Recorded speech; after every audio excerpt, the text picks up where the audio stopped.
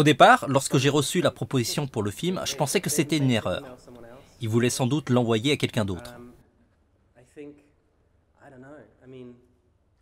Et puis, vous savez, je venais juste de terminer un très gros film avant cela.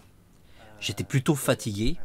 Tout ce que je voulais, c'était des vacances, me reposer et puis plus tard penser à mon prochain projet. Et puis, j'ai lu cet email de Lucasfilm qui me proposait de les voir. Je me suis dit, pourquoi pas? À ce moment-là, je ne pensais pas qu'ils allaient me proposer quelque chose. Et puis, je voulais vraiment faire une pause. Du coup, je n'avais pas beaucoup d'attentes. Je suis allé à l'entretien plutôt relax. On a discuté de l'univers Star Wars, de ce qu'on aimait. Et puis, je suis rentré chez moi. Et puis, j'ai reçu un email en rentrant de Lucasfilm avec des fichiers attachés. Il y avait 2 fichiers.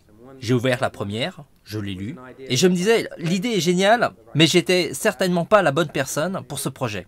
J'ai ensuite lu le second fichier, et là je me disais que c'est une idée qui colle beaucoup plus à ce que je sais faire et ce que j'aime.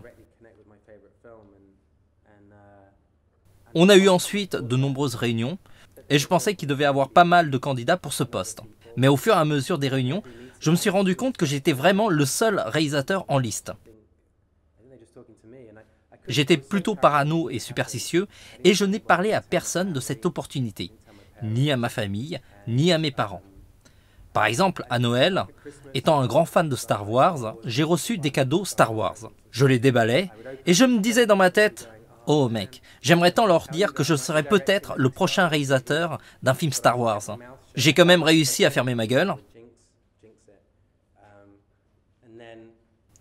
Et puis, 6 mois plus tard, lorsque j'ai eu la confirmation au téléphone que je serais bien le réalisateur de Rogue One, le contrat était signé et dans une dizaine de minutes, tout Internet allait être au courant.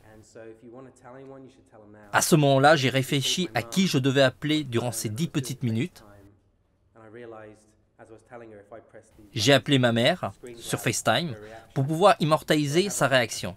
Et elle a fait « Ah !» comme ça.